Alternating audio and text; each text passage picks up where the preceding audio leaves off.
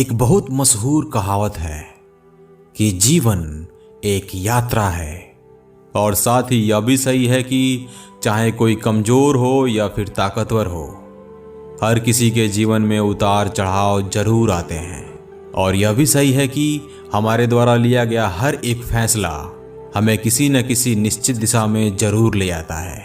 इसलिए मानव द्वारा किए गए व्यवहार, उनके द्वारा लिए गए फैसलों और उन फैसलों का परिणाम क्या होता है, इसके बारे में जानना बहुत ज़रूरी हो जाता है। और यही वजह है कि हमें महान लोगों से भी सीखना चाहिए और जिनके पास कम अनुभव है उनसे भी सीखना चाहिए। उन सारे पॉइंट्स पर बढ़ने से पहले मैं आपको एक कहानी सुनाता हूँ। एक दिन एक महात्मा एक पेड़ के नीचे बैठे थे। कुछ लोग वहाँ पर पहुँचे और उनके बगल में बैठ गए। उन्होंने उस महात्मा से एक आसान सा सवाल पूछा कि महात्मा जी, आप इतना ज़्यादा बुद्धिमान कैसे बने? महात्मा ने उनकी तरफ देखा और कुछ देर शांत रहे और फिर बोले, क्योंकि मैं बेवकूफ़ लोगों से भी सीखता हूँ। मैं देखता हूँ कि कैसे लोग गलत तरीके से सोचते हैं, गलत तरीके से फैसले लेते हैं और उन फैसलों के वजह से कैसे वे अपनी ज़िंदगी को परेशानी में डाल लेते हैं। और मैं उन्हीं गलत फैसलों को लेने से बचता हूँ ताकि मेरी ज़िंदगी परेशानी में न आ जाए।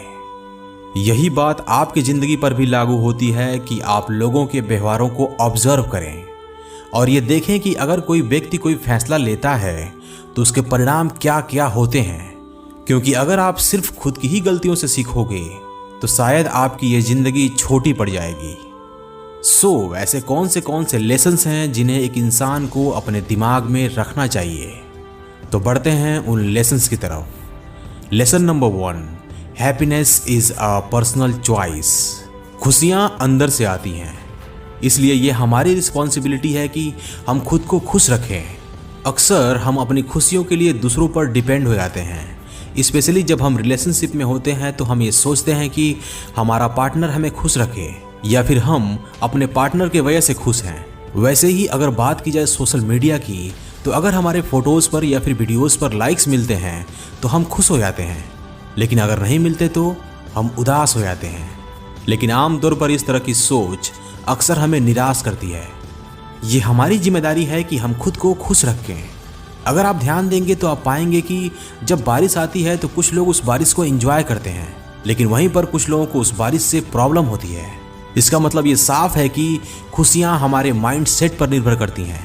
हमारा माइंड सेट जैसा भी होगा, हमारी लाइफ भी वैसी ही होगी। रिमेंबर माई वर्ड्स, खुशी हर दिन की एक चॉइस है। इसलिए आप ये डिसीजन लो कि अब मैं हर दिन खुद को खुश रखूँगा या फिर खुश रखूँगी। Lesson number 2, everything is temporary.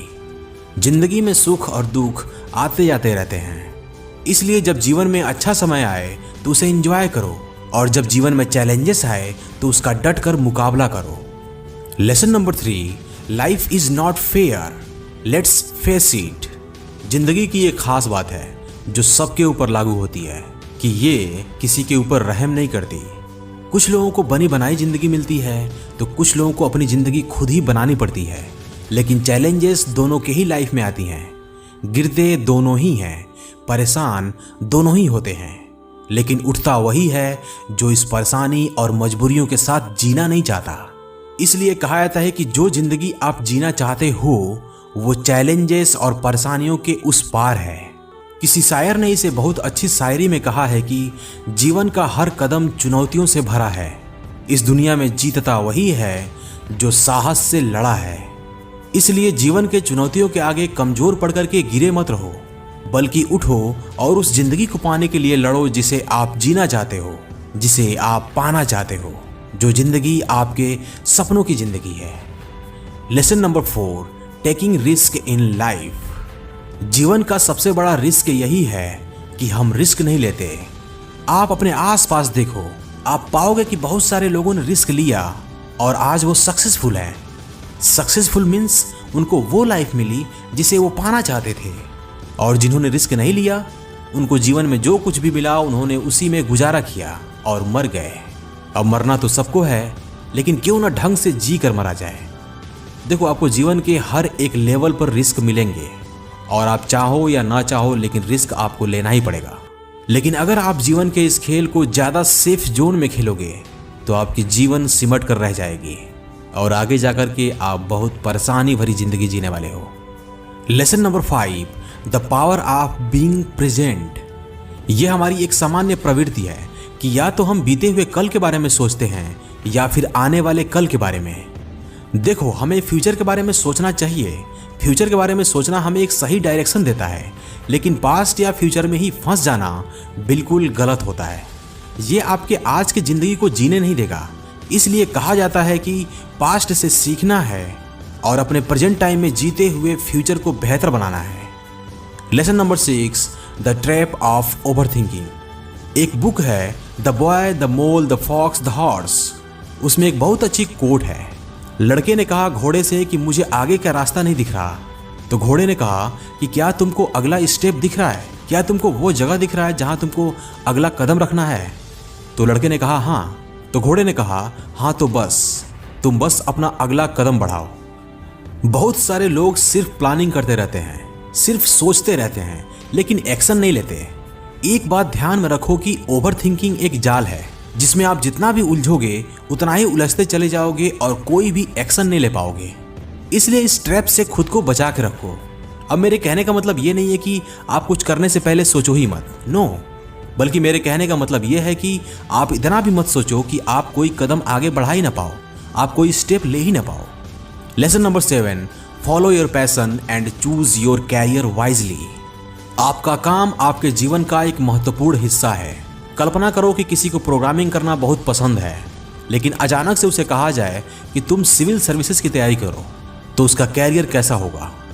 Remember, आपका टाइम बहुत कीमती है, इसलिए खुद को ऐसे काम में लगाओ जिसमें आप तरक्की कर सकते हो, जो आपके स्किल को डेवलप कर सके और जिसमें आप एडवांस हो सको।